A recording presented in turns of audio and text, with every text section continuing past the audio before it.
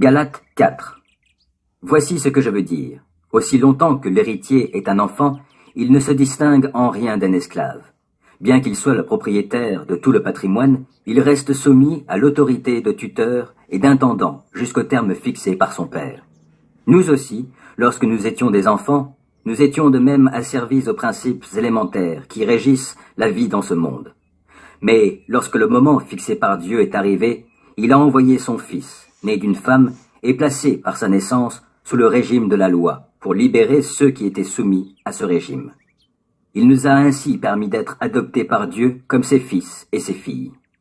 Puisque vous êtes bien ses fils et filles, Dieu a envoyé dans notre cœur l'esprit de son Fils qui crie « Abba », c'est-à-dire « Père ».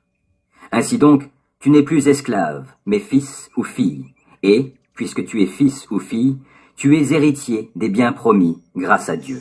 Mais autrefois, vous ne connaissiez pas Dieu, c'est pourquoi vous serviez comme des esclaves des divinités qui, en réalité, ne sont pas des dieux.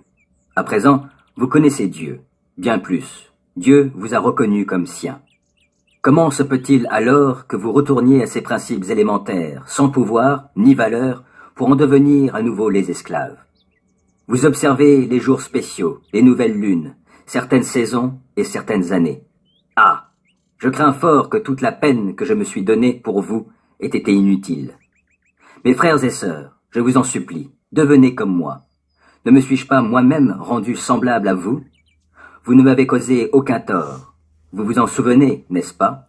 C'est une maladie qui m'a donné l'occasion de vous annoncer l'Évangile pour la première fois. Vous auriez pu être tenté de me mépriser ou de me repousser à cause de mon infirmité, mais vous ne l'avez pas fait. Au contraire, vous m'avez accueilli comme si j'avais été un ange de Dieu, ou même Jésus-Christ en personne. Qu'est devenu votre bonheur d'alors? Car, je l'atteste, si la chose avait été possible, vous vous seriez arraché les yeux pour me les donner. Suis-je donc maintenant devenu votre ennemi parce que je vous dis la vérité? Croyez-moi, ces gens-là déploient un grand zèle autour de vous, mais leurs intentions ne sont pas bonnes. Ils veulent vous détacher de moi pour que vous soyez zélés pour eux. C'est très beau de faire preuve de zèle pour une bonne cause, pourvu que ce soit de manière constante, et non seulement lorsque je suis parmi vous, mes enfants, pour qui j'endure une fois encore les douleurs de l'enfantement jusqu'à ce que Christ soit formé en vous.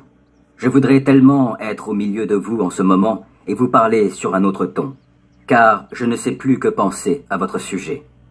Dites-moi, vous qui voulez vivre sous le régime de la loi, ne comprenez-vous pas ce que déclare la loi? Il y est écrit qu'Abraham a eu 2 fils, l'un d'une esclave et l'autre d'une femme libre. Le fils de l'esclave a été conçu de manière purement humaine, alors que le fils de la femme libre a été donné à Abraham en vertu d'une promesse divine. Il y a là une analogie. Ces 2 femmes représentent 2 alliances. L'une de ces alliances, conclue sur le mont Sinaï, donne naissance à des enfants esclaves. C'est Agar qui la représente. Certes, cette Agar mont Sinaï est en Arabie, mais elle correspond à la Jérusalem actuelle, car celle-ci vit dans l'esclavage avec tous ses enfants. Mais la Jérusalem d'en haut est libre. C'est elle qui est notre mère, car il est écrit « Réjouis-toi, femme stérile, toi qui n'as pas enfanté. Pousse des cris de joie, toi qui ignores les douleurs de l'enfantement, car les enfants de la délaissée seront plus nombreux que ceux de la femme mariée.